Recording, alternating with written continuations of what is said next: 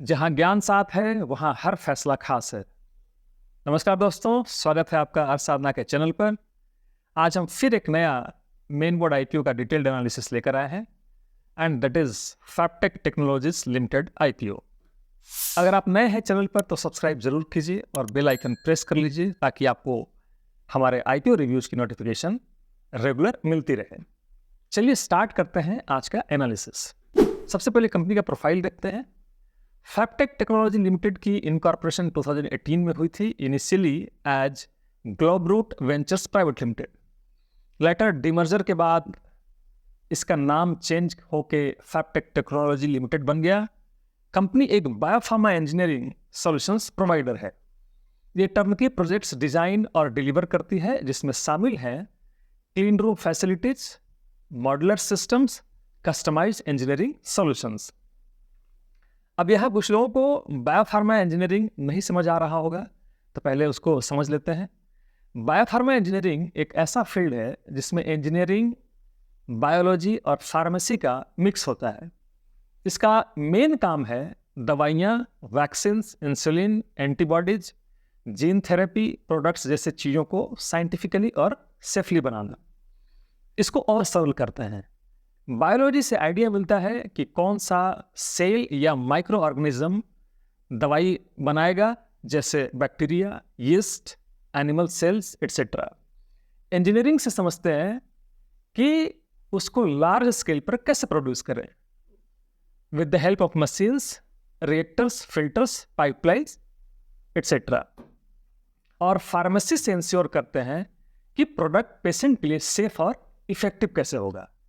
Company के offerings में and to and services आते हैं, डिजाइन, इंजीनियरिंग, मैन्युफैक्चरिंग, इंस्टॉलेशन और प्रोजेक्ट मैनेजमेंट तक।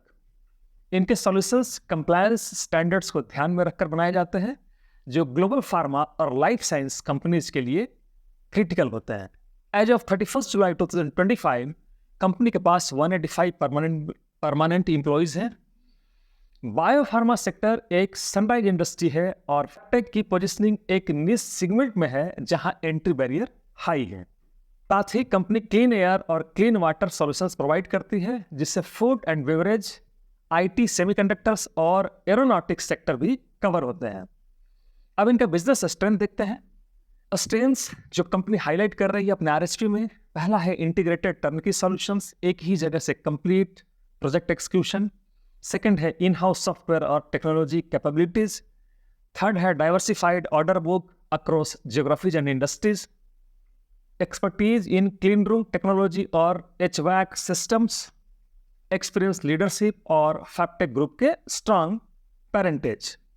फैक्टटेक technology order book as on 31 जुलाई 2025 जो है वो है 90,441.87 लाख का, मतलब 904.42 करोड़ का, जिसमें टर्नकी सर्विसेज का योगदान है 830.36 करोड़ और स्टैंड अलोन सर्विसेज के लिए है 74.06 करोड़।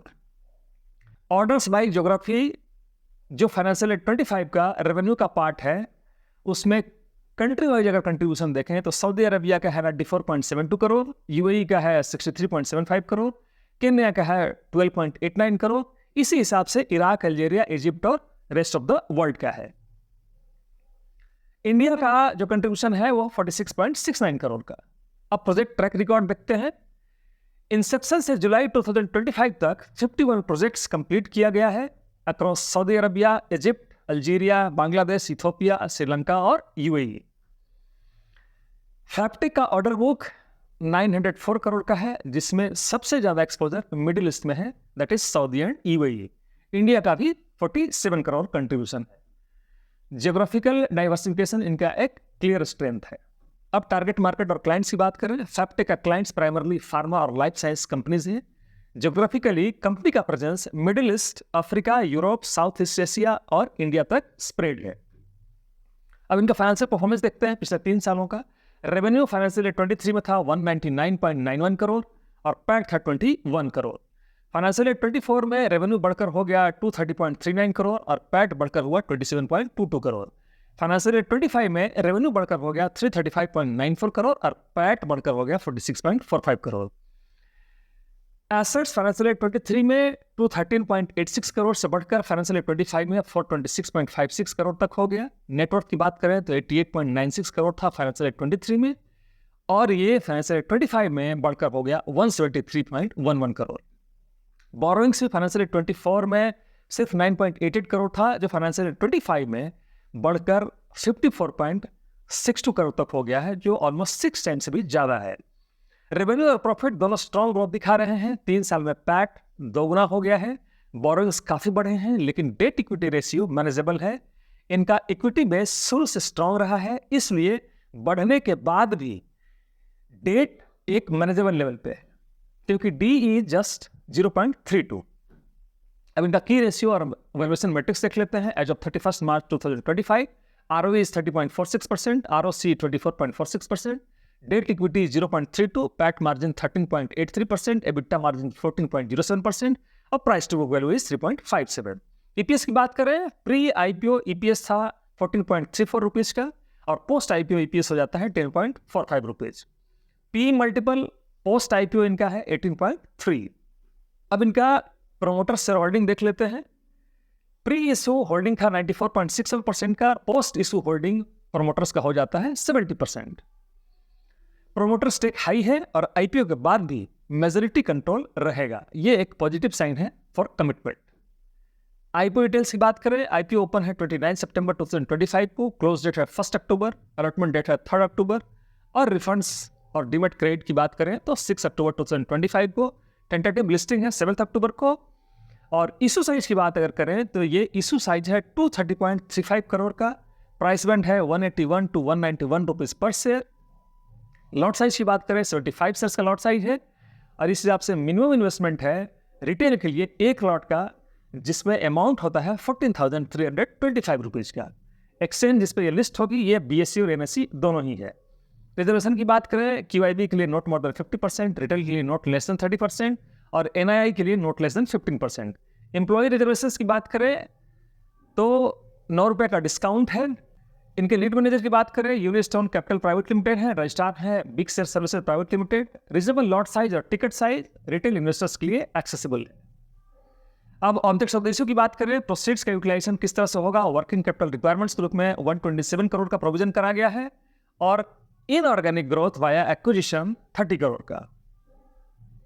जनरल कॉर्पोरेट पर्पस के लिए रेस्ट फंड यूज होंगे। मेजर एलोकेशंस वर्किंग कैपिटल के लिए है, जो डे टू डे एक्सपेंसेज, जो डे टू डे ऑपरेशंस और ऑर्डर एक्सक्यूशंस को फंड करेगा। पीयर कंपेरिजन की बात करें तो डायरेक्ट कोई लिस्टेड इनके कैटेगरी में कोई पीयर कंपनी नहीं है, इसलिए इनका कंपेरिजन ईपीसी और फार्मर कंपनीज के साथ किया जा सकता है। ईपीसी पीयर्स जैसे एनबीसीसी और इंजीनियरिंग इंडिया जनरली 20 से लेकर 25 के बीच ट्रेड कर रहे हैं पी पे, लेकिन उनका ROE सिर्फ 12 से 15% के आसपास होता है।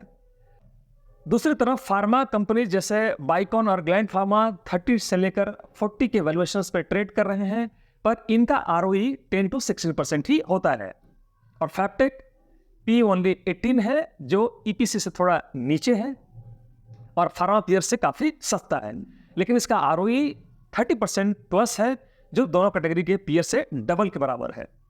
मतलब वैल्यूएशन वाइज फैक्टेक को भी प्रीमियम नहीं मिल रहा, पर प्रॉफिटेबिलिटी रेशियो उसे पीयर से ऊपर ले जाते हैं। अब इनका शॉर्ट एनालिसिस कर लेते हैं हम लोग। सबसे पहले strengths, integrated turnkey solutions, global client base और geographical diversification, strong financial growth और healthy margins, no FS, no OFS, total proceeds will go to company. Weaknesses की बात करें, बोरोइंग्स इंक्रीज हुआ है रिसेंट फाइनेंशियल ईयर में, client concentration risk possible, high working capital requirement. Opportunities की बात करें, फार्मा और biotech industry global growth trajectory, rising demand for clean room and modular engineering solutions, international expansion और acquisitions based growth, technical driven differentiation. Threats की बात करें, currency fluctuation risk, project delays and execution risk, and last है regulatory and compliance challenges. GMP trend और listing एज देख लेते हैं। अभी तक फैक्टेक IPO का ग्रे मार्केट प्रीमियम ₹35 है, with the price band of 191। Fabtech technology IPO's estimated listing price is 226। The expected percentage gain per share is 18.32%। मित्रों, GMP एक इन्फॉर्मल इंडिकेटर है, सेबी का फ्रेमवर्क में इसका कोई ऑफिशियल वैल्यू नहीं होता है। लिस्टिंग एज अनसर्टेन है, तो डिसीजन फंडामेंटल्स और वैल्यूएशंस के बेस पे लेना उचित होगा। आउटस्टैंडिंग लिटिगेशंस और मटेरियल इम्पैक्ट की बात करें तो आरएसपी के अकॉर्डिंग कोई ऐसी मटेरियल लिटिगेशंस नहीं है जो कंपनी के ऑपरेशंस को मटेरियली इम्पैक्ट करे। कंप्लायंस रिस्क लिमिटेड है। तो दोस्तों, फैक्टेक टेक्नोलॉजीज लिमिटेड एक बायोफार्मा इंजीनियरिंग सॉल्यूशंस प्रोवाइडर है जिसका ग्लोबल एक्सपोजर है और स्ट्रॉन्ग फाइनेंशियल ग्रोथ दिखाई देती है। वैल्यूएशन मॉडरेट है, मार्जिन्स हेल्दी हैं और IPO proceeds primarily working capital और ग्रोथ के लिए यूज होंगे।